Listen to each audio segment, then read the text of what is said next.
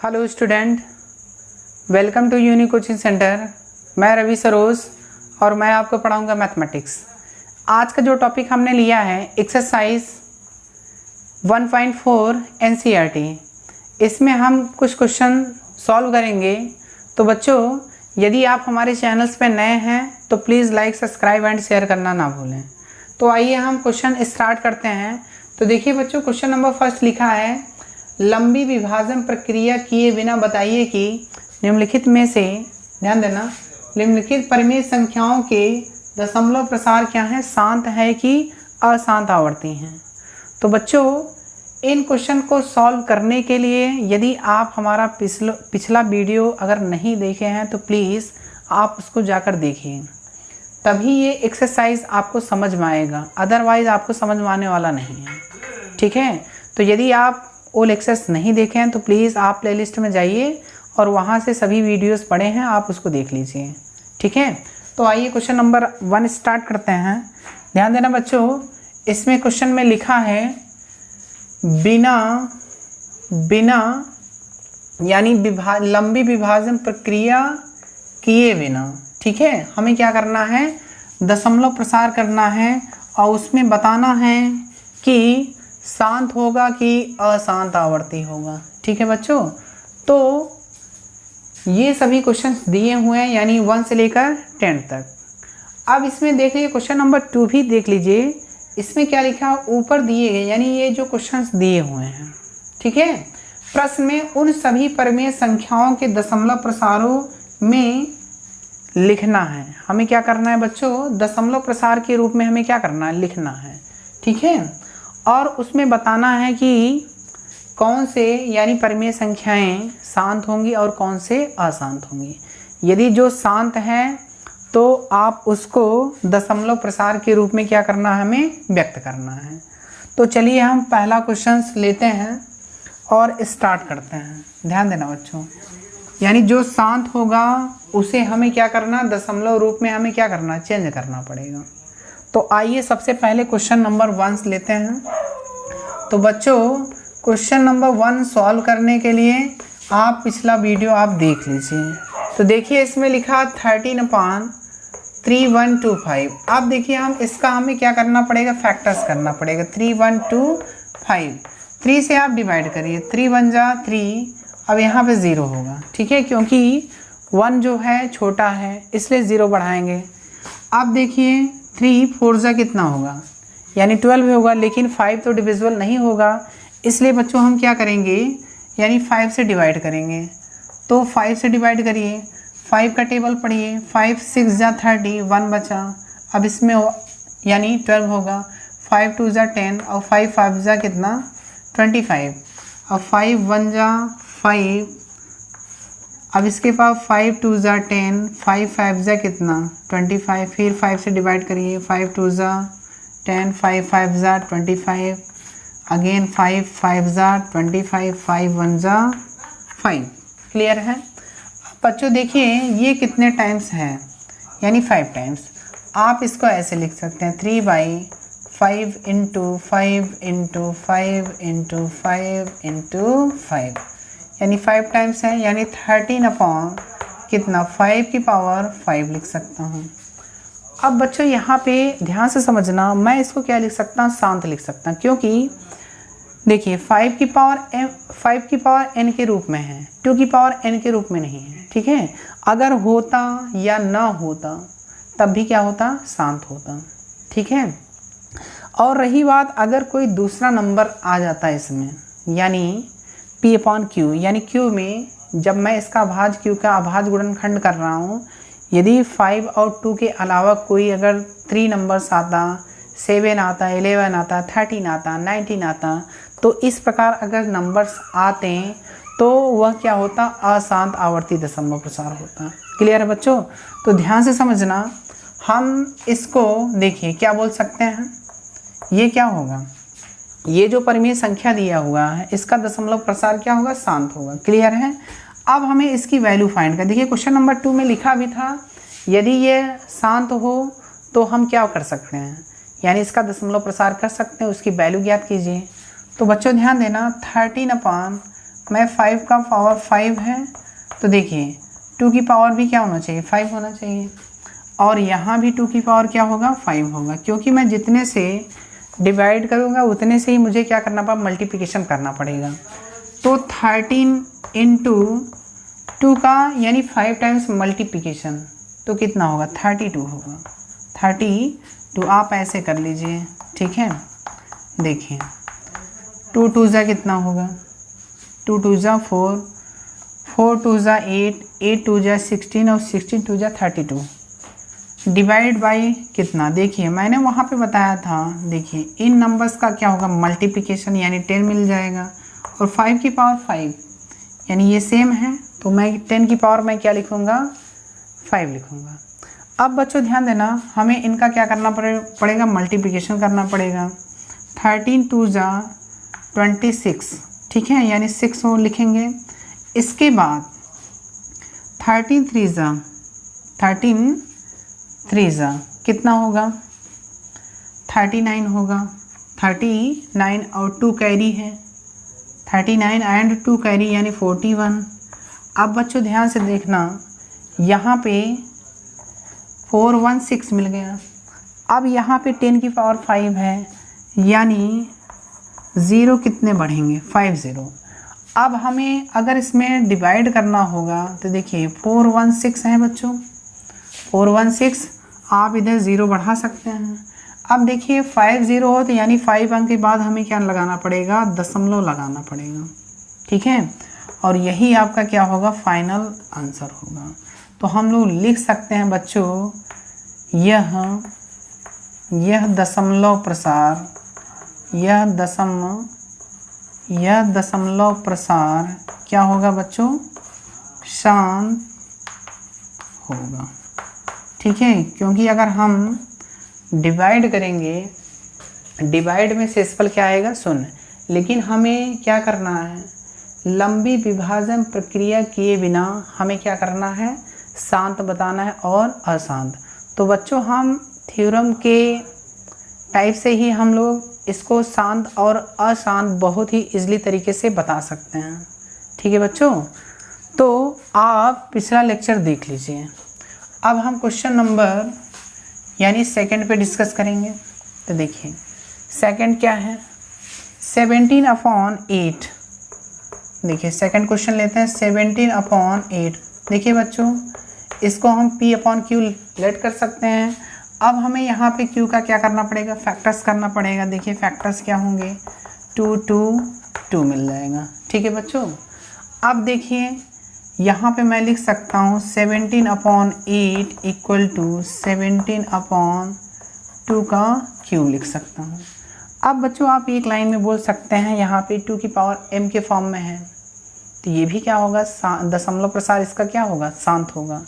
तो देखिए हमें अगर शांत होगा तो इसकी यानी दशमलव प्रसार हमें मान निकालना पड़ेगा, ठीक है। क्वेश्चन 2 में लिखा है, अब देखिए 2 की पावर 3 है, तो मैं क्या करूँगा, 5 की पावर 3 अपॉन 5 की पावर 3 से मैं क्या करूँगा, मल्टीप्लिकेशन एंड डिवीज़न। तो देखिए 17 इंटू 5 का क्यूब क्या होता है, 125। अब इसके बाद देखिए ये क्या होगा, ये इसका मल्टीप्लिकेशन हो जाएगा, 2 5 से कितना 10 और पावर में क्या करूँगा 3। अब बच्चों ध्यान देना यहाँ पे 125 इंटू 17 का हमें क्या करना पड़ेगा, मल्टीप्लिकेशन। देखिए 7 5 से कितना होगा 35 यानी 3 कैरी, 7 2 जा 14, 14 एंड 3 कैरी यानी 7, 17 1 कैरी मिलेगा, 7 1 जा 7 और 1 8 मिल गया। अब इसके बाद 5 2 1 तो 5 मिला 12 यानी 1, इसके बाद 2 यानी 2125 आ गया, यानी 1225 अपॉन कितना, देखिए बच्चों 10 का क्यूब मीन्स क्या होगा 1000। अब देखिए हमें क्या करना है, इसमें डिवाइड करना है। अगर मैं डिवाइड करूँगा तो देखिए 3 टाइम्स बाद क्या लगेगा, पॉइंट्स लगेगा 1 2 5, तो ये आपका आंसर निकल के आ गया। तो हम इसको क्या लिख सकते हैं, यह दशमलव प्रसार क्या होगा बच्चों, शांत होगा।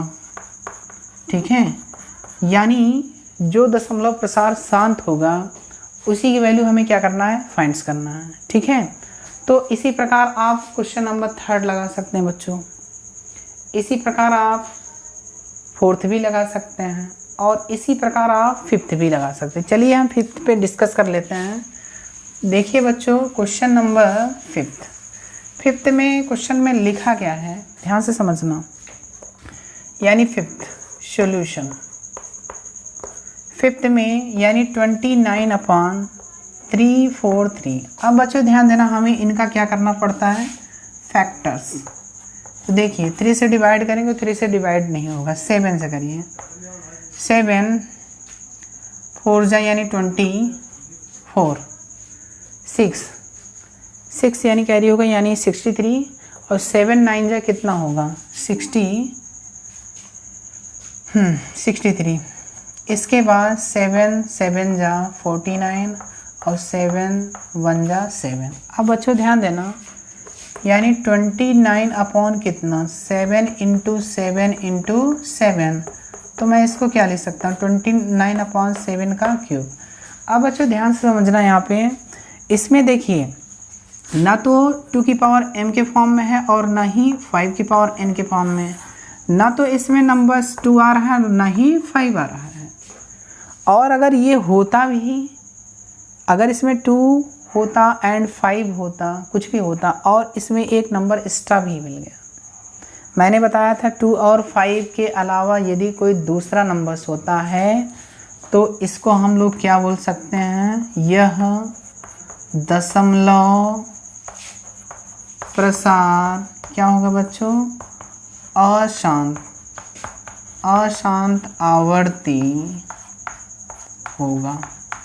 ठीक है, क्योंकि न तो इसमें, क्योंकि आप बच्चों अगर नीचे लिखना चाहते हैं, क्योंकि यह 2 की पावर m इंटू 5 की पावर n के रूप का नहीं है।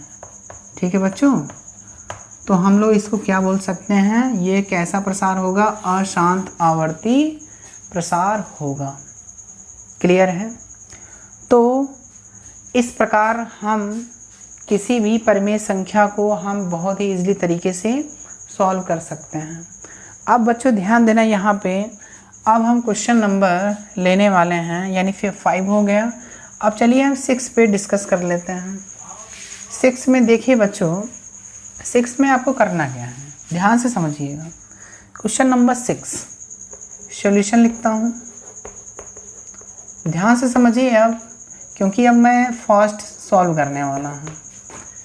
23 अपॉन कितना 2 की पावर 3 इंटू 5 की पावर 2 है। अब बच्चों ध्यान देना, अब आप ये बताइए, यहाँ 2 की पावर m है, देखिए 2 की पावर m इंटू 5 की पावर n के रूप का है कि नहीं, तो इसका दशमलव प्रसार क्या होगा बताओ, शांत होगा।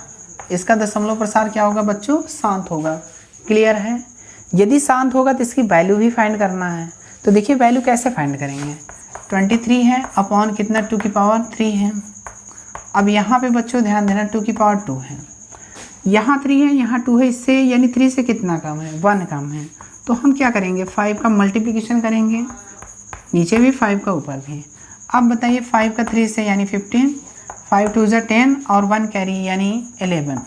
अब बताइए 2 की पावर 3 इंटू 5 की पावर कितना मिल जाएगा 3।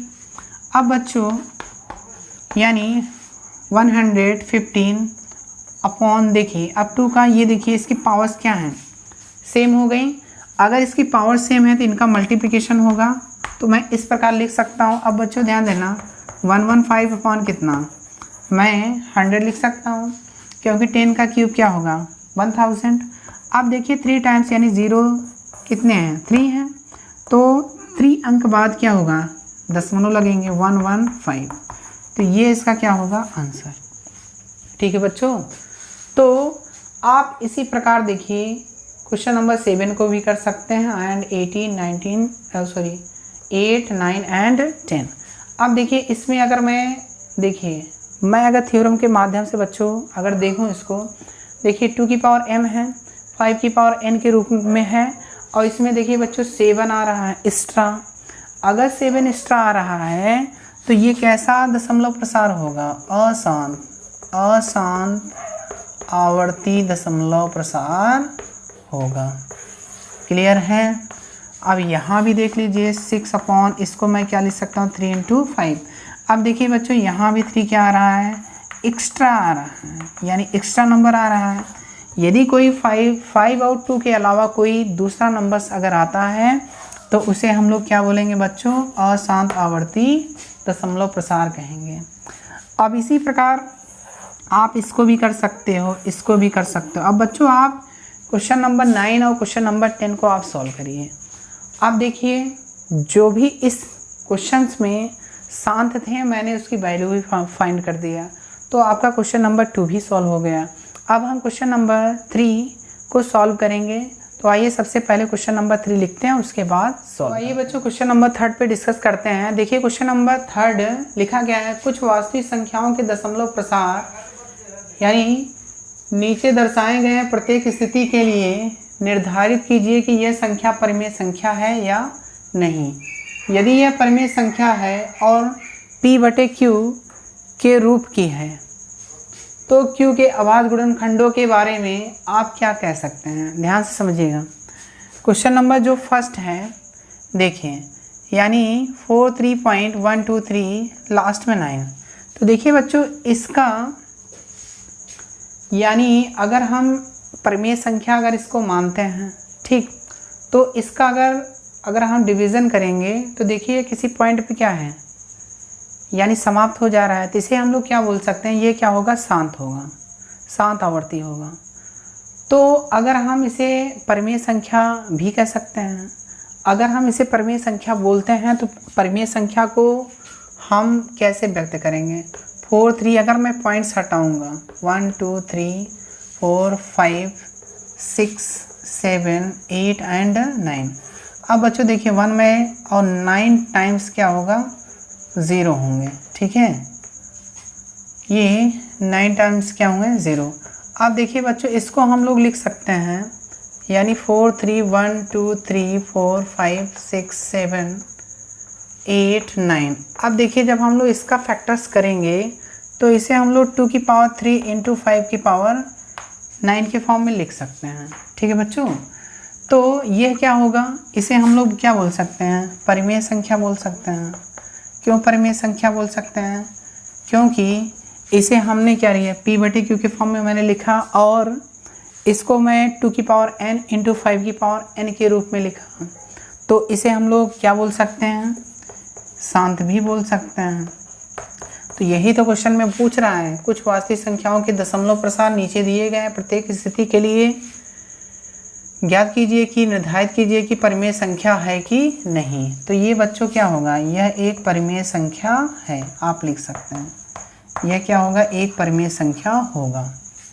तो यदि यह परिमेय संख्या है तो इसे P/Q के रूप में लिखिए, मैंने लिख दिया P/Q के रूप में। और इसके Q अभाज्य यानी देखिए Q का हमें क्या करना? अभाज्य गुणनखंड के बारे में आप क्या कह सकते हैं? यानी मैंने देखिए इसको 2 की पावर m × 5 की पावर n के रूप में लिखा, ठीक। तो यही तो इसका अभाज्य गुणनखंड है। क्लियर है? यानी फर्स्ट जो क्वेश्चन है यह एक परिमेय संख्या है और इसको हम अभाज्य गुणनखंड के रूप में मैंने व्यक्त भी किया है, ठीक है बच्चों। और ये क्या होगा? शांत होगा, क्योंकि मैं शांत कब होता है? जब 2 की पावर n × 5 की पावर n के रूप में बनता है, तो उसी को हम लोग क्या बोलते हैं? शांत बोलते हैं। अब सेकंड क्वेश्चन में देखिए, सेकंड में क्वेश्चन में देखिए 0.120। अब देखिए यहाँ 1 0 1 2 2 0 1 2 3 0 1 2 4 टाइम्स 0। तो बच्चों इसको हम लोग क्या बोल सकते हैं? अशांत तथा अनावर्ती, ठीक है, इसको हम लोग बोल सकते हैं, ठीक। तो यह क्या होगा? यह एक अपरिमेय संख्या, अपरिमेय संख्या क्या करता है? संख्या है या प्रदर्शित करता है, ऐसे भी आप लिख सकते हैं। सेकंड क्वेश्चन क्या है? यह एक अपरिमेय संख्या है और इसे हम लोग क्या बोल सकते हैं बच्चों? अशांत तथा अनावर्ती, अशांत तथा अनावर्ती, ठीक है, अशांत तथा अनावर्ती। क्लियर बच्चों। आप देखिए क्वेश्चन नंबर 3 जो है, ठीक है, क्वेश्चन 3 में यानी 4 3 पॉइंट और इसके बाद 1 2 3 9 टाइम्स तक इसमें बार लगे हुए हैं। तो बच्चों जब भी अगर बार लग रहा है और देखिए इतने क्वेश्चन क्या हो रिपीट हो रहे हैं, तो इस प्रकार के यानी दशमलव प्रसार को हम लोग परिमेय संख्या बोल सकते हैं। लेकिन यह क्या होगा, अशांत होगा, अशांत आवर्ती दशमलव प्रसार होगा, ठीक है। अगर ये परिमेय संख्या है तो इसे हम लोग P/Q के रूप में लिख सकते हैं। देखिए बच्चों कैसे लिखेंगे, देखिए हम सबसे पहले इसको एक्सलेट कर लेंगे। जिस प्रकार हम क्वेश्चन यानी इस टाइप के हमने पिछली कक्षाओं में सॉल्व किया था, आप उसी प्रकार सॉल्व कर सकते हैं। अब देखिए इसको इक्वेशन में 1 मानूंगा। अब मैं क्या करूँगा, देखिए 1 से लेके कहाँ तक, 9 टाइम्स तक। तो 1 लिखिए 0 0 कितनी बार, 4 5 6 7 8 9 x, यानी हम क्या करेंगे, इतने से दोनों पक्षों में गुणा करेंगे। आप लिख सकते हैं यानी 1 लिख के 9 बार 0 इंटू एक्स, यानी दोनों पक्षों में इतने से गुणा करने पर देखिए जैसे ही मैं गुणा करूँगा तो ये कितना मिलेगा, 4 पॉइंट। देखिए अब ये क्या होगा, दशमलव, अगर मैं इतने में मल्टीप्लिकेशन करूँगा तो ये दशमलव क्या होगा, हट जाएगा, ठीक है। तो कितना आएगा, देखिए 1 2 3 4 5 6 7 8 9, यहाँ पे पॉइंट मिलेगा। 1 2 3 4 5 6 7 8 9, यहाँ पे आप बच्चों बार लगा सकते हैं। अब ध्यान देना, हमें इसको इक्वेशन नंबर 2 मानना पड़ेगा। अब देखिए आप लिख सकते हैं समीकरण 2 - 1। अगर हम समीकरण 2 में से 1 को घटाएंगे तो देखिए मुझे मिलेगा क्या, तो ये 9 टाइम्स जाएगा, आप 9 बार लिख सकते हैं, ठीक है।